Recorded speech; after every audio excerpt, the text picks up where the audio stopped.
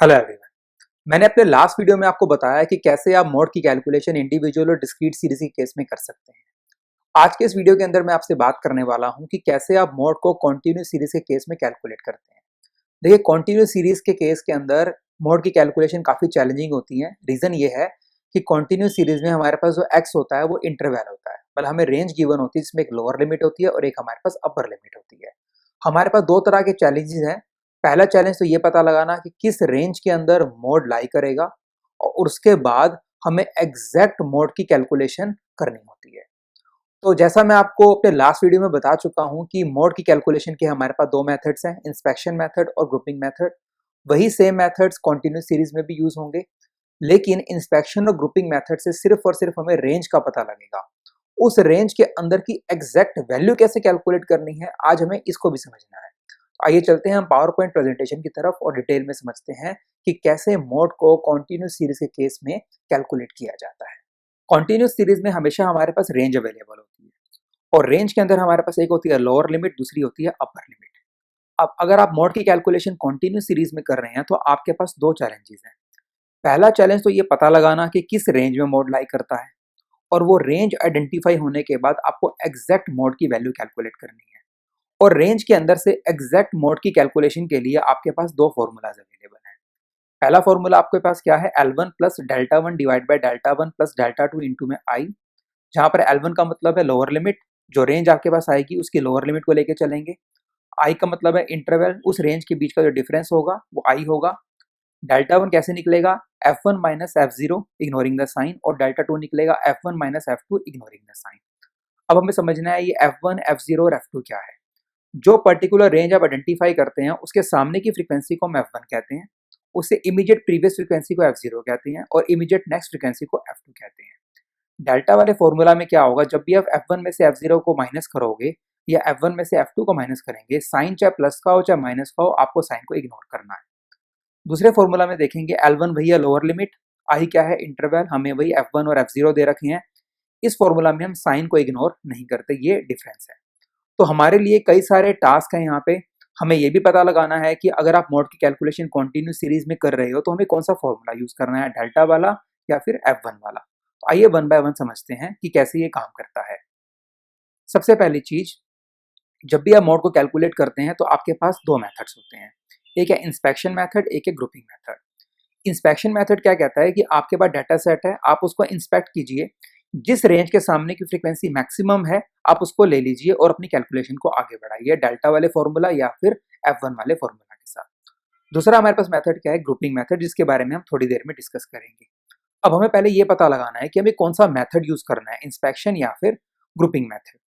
तो रूल क्या कहता है कि अगर आपका डाटा रेगुलर नेचर का है then you should go for inspection method, और अगर वो इरेगुलर नेचर का है then you should go for grouping method. अब अगला क्वेश्चन ये निकल कर आता है कि what do we mean by regular nature and irregular nature.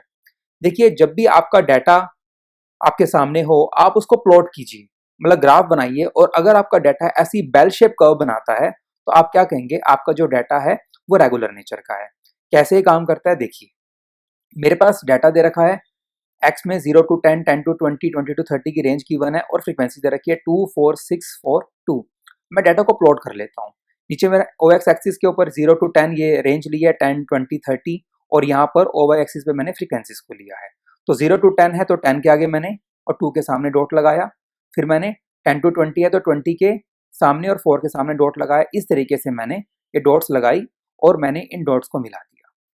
जैसा आप इस ग्राफ को देख रहे होंगे कि अब ये जो ग्राफ है आपका, ये बिल्कुल बेल शेप की पिक्चर दे रहा है, तो हम क्या कहेंगे, हमारा डाटा रेगुलर नेचर का है और इस केस के अंदर हम लोग इंस्पेक्शन मेथड से मोड की कैलकुलेशन कर सकते हैं। अगर मैं इंस्पेक्शन मेथड की बात करूं तो अगर मैं इस डाटा को इंस्पेक्ट करूं तो साफ पता लग रहा है कि यहाँ पर मैक्सिमम जो रेंज हमारे पास जो फ्रीक्वेंसी आ रही है वो 20 to 30 के सामने आ रही है। जैसे आप देख रहे हैं 6 है, इसके सामने हमारे पास 20 to 30 है। हम क्या कहेंगे कि अगर सपोज मेरे पास ये मार्क्स गिवन है तो मेरे पास 6 स्टूडेंट्स ऐसे हैं जिनके मार्क्स 20 to 30 में लाई कर रहे हैं और ये मैक्सिमम है। तो हमें ये तो पता लग गया कि 20 to 30 में मोड लाई करेगा, लेकिन एग्जैक्ट वो कौन सा नंबर होगा जिसको हम मोड कहकर बुलाएंगे, इसका पता लगाने के लिए फिर हमारे पास दो मेथड हैं, डेल्टा वाला और F1 वाला। क्योंकि ये डाटा हमारा रेगुलर नेचर का था, जैसा कि आपने देखा ये बेल शेप कर्व बना रहा था, तो इस केस के अंदर आपको ये F1 वाला फॉर्मूला यूज करना है। और अगर आपका डाटा बेल शेप कर्व नहीं बना रहा तो मतलब वो डाटा इरेगुलर नेचर का होगा, then you should go for delta वाला फॉर्मूला। और अगर आप में थोड़ी सी भी कंफ्यूजन है, आपको समझ में नहीं आ रहा कि वो बेल शेप बना रहा है या नहीं बना रहा, तो for the sake of safety आपको डेल्टा वाला फॉर्मूला ही ऑप्ट करना चाहिए। तो आइए अब एग्जांपल से समझते हैं कि कैसे कैलकुलेशन की जाती है। अब यहाँ पर आप डाटा को देखेंगे, हमारे पास सपोज मार्क्स दे रखे हैं और suppose number of students they रखे हैं। तो अगर आप डाटा को देखेंगे तो 30 to 40 में अगर आप देखेंगे 20 स्टूडेंट्स हैं, उनके मार्क्स 30 to 40 में लाई कर रहे हैं और 20 स्टूडेंट्स के मार्क्स 60 to 70 में भी लाई कर रहे हैं। मतलब दो रेंज ऐसी हैं जिनकी फ्रीक्वेंसी क्या होगी है, सेम। तो इस केस में इंस्पेक्शन मेथड तो यूज नहीं कर सकते, क्योंकि अगर हम इंस्पेक्शन मेथड के अकॉर्डिंगली चलें तो मतलब हमारा मोड या तो 30 to 40 में लाई करेगा या 60 to 70 में। तो इस कंफ्यूजन को दूर करने के लिए हमें जाना पड़ेगा ग्रुपिंग मेथड की तरफ। ग्रुपिंग मेथड हमें क्या कहता है कि हमें 6 कॉलम्स क्रिएट करने हैं।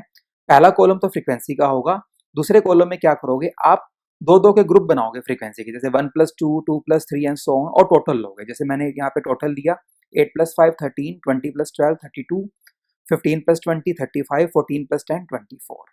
उसके बाद हम क्या करेंगे, थर्ड कॉलम में ऊपर के एक नंबर को छोड़ के फिर दो दो के ग्रुप बनाएंगे। ग्रुप बनाए 8+20, 12+15, 20+14। लास्ट में एक ही नंबर बचा है बट ग्रुप के लिए दो नंबर चाहिए, तो वी विल इग्नोर 10। नेक्स्ट में देखिए 3 3 का ग्रुप बनाया, 5 8 और 20, फिर 12 15 और 20। लास्ट के दो नंबर छोड़ दिए क्योंकि ग्रुप के लिए 3 नंबर चाहिए थे, we had only 2 numbers. Fifth में क्या करेंगे, ऊपर का एक नंबर छोड़ेंगे और 2+3+4 का कॉम्बिनेशन बना, 8 20 और 12, फिर 15 20 और 14 का। और लास्ट में फिर हम क्या करेंगे, ऊपर के दो नंबर छोड़ के 3 का ग्रुप बनाएंगे, 20+12+15, देन 20+14+10। ये ग्रुपिंग करने के बाद क्या करेंगे, जो भी मैक्सिमम नंबर होगा उसके आगे टिक लगाएंगे। फर्स्ट कॉलम में मैक्सिमम नंबर क्या है, 20, टिक लग गया। सेकंड में maximum number 35, then 34, then 47, then 49 and then 47। अब हमारे पास ये जो मैक्सिमम नंबर आ चुके हैं, इसको हम टेबल में लेके जाएंगे और देखेंगे किस रेंज को मैक्सिमम टिक मिले हैं। अब ये टिक कैसे लगेंगे, देखिए यहाँ पर टिक किसके सामने लगा है, 20 और 20 के आगे। तो 20 और 20 के सामने की रेंज देख लो, 30 to 40 और 60 to 70। तो 30 to 40 और 60 to 70 के आगे टिक लगेगा। सेकंड कॉलम में 35 है जिसके सामने टिक है, ये किसका कॉम्बिनेशन है, 15 और 20 का। इसके सामने की रेंज क्या है, 50 to 60 और 60 to 70। तो सेकंड कॉलम में 50 to 60 और 60 to 70 के आगे टिक लगेगा। थर्ड में देखेंगे 34 के आगे टिक लगा है, ये किसका कॉम्बिनेशन है, 20 और 14 का। इसके सामने की रेंज क्या है, 60 to 70 और 70 to 80। तो थर्ड कॉलम में 60 to 70 और 70 to 80 के आगे टिक लगेगा, एंड सो ऑन। तो मतलब कि जो भी फ्रीक्वेंसी का टोटल आपके पास आया है, आप उसको लेके चलेंगे, उसके सामने की फ्रीक्वेंसी को देखेंगे और उसके सामने की एक्स की वैल्यू को देखेंगे और उस एक्स की वैल्यू के आगे हम टिक लगाएंगे, जैसा कि मैंने यहाँ पे किया। फर्स्ट कॉलम में 30 40 और 60 to 70 के आगे टिक लगाया, सेकंड में 50 to 60 और 60 to 70 के आगे, थर्ड में 60 to 70 और 70 to 80 एंड सो ऑन। और ये टिक लगाने के बाद क्या करेंगे, कॉलम वाइज आप टिक को ऐड करेंगे। 10 to 20 का ये कोई टिक नहीं है, यहाँ पे भी नहीं है, यहाँ पे 2 है, यहाँ पे 2 है, यहाँ पे 4 है, यहाँ पे 5 है, यहाँ पे 2 है और यहाँ पर 0 है। तो मैक्सिमम टिक किसको मिले हैं, 60 to 72। इसका मतलब हमारा जो मोड है वो 60 to 70 के बीच में लाई करता है। ये हमारा पहला टास्क हो गया। हमें ये पता लग गया कि मोड की वैल्यू 60 to 70 में लाई करती है, लेकिन एग्जैक्ट वैल्यू क्या है वो पता लगाने के लिए अब हमारे पास दो फॉर्मूला है, डेल्टा वाला और F1 वाला फॉर्मूला। अगर हम डाटा को देखें तो ये डाटा जो था वो बेल शेप कर्व नहीं बना रहा था। बेल शेप कर्व ना बनाने के कारण हमें क्या करना होगा, हमें डेल्टा वाला फॉर्मूला यूज करना होगा, क्योंकि डाटा हमारा इरेगुलर नेचर का है। ऐसा क्यों हुआ, अगर आप डाटा को ध्यान से देखेंगे तो क्या पता लगता है उसके अंदर कि हमारा जो डाटा था पहले वो बड़ा 20 तक गया, फिर वो नीचे गया और फिर से 20 आ गया। तो यहाँ पर क्योंकि बेल शेप कर्व नहीं है, then we should go for delta वाला फॉर्मूला। तो अब यहाँ पर हमने क्या किया, 60 to 70 की हमारे पास रेंज तो आ ही चुकी है। अब यहाँ पर 60 to 70 के सामने जो फ्रीक्वेंसी है उसको F1 कहेंगे, पीछे की फ्रीक्वेंसी को F0 और नेक्स्ट फ्रीक्वेंसी को F2। डेल्टा 1 क्या है, F1 minus F0 ignoring the sign, and delta 2 क्या है, F1 minus F2 ignoring the sign. तो हमने ले लिया वैल्यू को। L1 क्या हुआ हमारा 60 लोअर लिमिट, और I क्या हो गया इंटरवल, 60 और 70 के बीच का इंटरवल क्या है 10, तो वैल्यू को पुट किया। डेल्टा 1 5 है, डेल्टा 2 क्या है 6 है, L1 60 है, I क्या है 10, कैलकुलेशन किया एंड द मोड इज 64.54। अब हम एक और क्वेश्चन देखते हैं। देखिए इस क्वेश्चन में अगर हम देखेंगे तो हमें साफ पता लग रहा है कि जो मैक्सिमम स्टूडेंट्स के मार्क्स हैं वो 15 टू 20 में लाई कर रहे हैं, जैसे आप देख रहे हैं 20, और बाकी जगह पर फ्रीक्वेंसी क्या है, कम चल रही है। तो अकॉर्डिंग टू इंस्पेक्शन मेथड हम कह सकते हैं कि हमारा मोड जो है वो 15 से 20 में ही लाई करता है। लेकिन इस तरह के क्वेश्चन के अंदर आपको इंस्पेक्शन मेथड यूज नहीं करना चाहिए, क्योंकि कई बार इंस्पेक्शन मेथड से गलत आंसर आता है। रीजन क्या है आपको इंस्पेक्शन मेथड क्यों नहीं यूज करना चाहिए? यहाँ पर ना फ्रीक्वेंसीज का गैप जो है वो काफी कम है, और स्पीड जो है मूवमेंट की वो भी डिफरेंट है। अगर आप यहाँ पे देखेंगे फ्रीक्वेंसी का जंप बड़ा है, 3 का, फिर 4 का, फिर 2 का, और फिर फ्रीक्वेंसी का जंप छोटा हो गया, जैसे 2 का, फिर 1 का, फिर 2 का, क्योंकि फ्रीक्वेंसी के बीच का गैप बहुत मिनिमम है। तो इस तरह के क्वेश्चंस के अंदर भी आपको इंस्पेक्शन मेथड अवॉइड करना चाहिए and you should go for grouping method, क्योंकि इंस्पेक्शन मेथड से कई बार गलत आंसर आ सकता है। देखिए कैसे। अब अकॉर्डिंग टू इंस्पेक्शन मेथड हमें लगता है कि जो मोड है 15 टू 20 में लाई करता है। अब हम ग्रुपिंग मेथड से देखते हैं कि वाकई वो 15 टू 20 में लाई करता है। देखते हैं कैसे काम करेगा। हमने ग्राफिक प्रेजेंटेशन देखा तो एक कुछ कुछ बेल जैसा बना रहा है कर्व, लेकिन एग्जैक्ट ये बेल नहीं है हमारे पास। ग्रुपिंग मेथड में हम क्या करेंगे, वही 6 कॉलम लेंगे। पहले हमने 1+2 का ग्रुप बनाया, फिर 2+3, फिर 3 का ग्रुप, फिर एक नंबर को छोड़ के 2+3+4, फिर 2 नंबर छोड़ के 3+4+5, जैसा कि हम पहले कर चुके हैं। अब मैक्सिमम नंबर पे टिक लगाएंगे। हमने मैक्सिमम नंबर पे टिक लगाया, और उसके बाद उनके सामने की रेंज को हम अलग टेबल में लेके चलेंगे। 20 यहाँ पर है, सामने 15 टू 20 है, तो 15 टू 20 के आगे टिक लगेगा। यहाँ 35 है, it is a combination of 18 and 17, और सामने क्या है 20 टू 25 और 20 टू 5 टू 30, उनके आगे टिक लगेगा, एंड सो ऑन। हमने इस तरीके से टिक लगा दिए कॉलम वाइज, और फिर हमने टिक का टोटल ले लिया। अब टोटल लिया तो क्या पता लगा कि जो मैक्सिमम टिक है वो 20 टू 25 को मिले हैं। इसका मतलब अकॉर्डिंग टू ग्रुपिंग मेथड आपका जो मोड है वो 20 टू 25 में लाई करता है, जबकि इंस्पेक्शन मेथड कह रहा था कि मोड कहाँ लाई करता है 15 टू 20 में। तो यहाँ पर क्योंकि फ्रीक्वेंसी के बीच का गैप कम था, तो इंस्पेक्शन मेथड से कई बार गलत आंसर भी आ जाता है। अब हमें ये तो क्लियर हो गया कि हमारा मोड 20 टू 25 में लाई करता है। अब क्वेश्चन निकल कर आता है कि एग्जैक्ट वैल्यू क्या है। जब हमने ग्राफिकली इसको देखा था तो हमने यहाँ पर क्या चीज देखी थी कि वो बेल शेप कर्व नहीं बना पा रहा था, तो डाटा इरेगुलर नेचर का हुआ। इस केस में हमें डेल्टा वाला फॉर्मूला यूज करना है। तो यहाँ पर हमने 20 टू 25 जो हमारे पास रेंज निकल कर आई थी ग्रुपिंग मेथड से, सामने की वैल्यू f1, पीछे f0, और नेक्स्ट क्या है f2।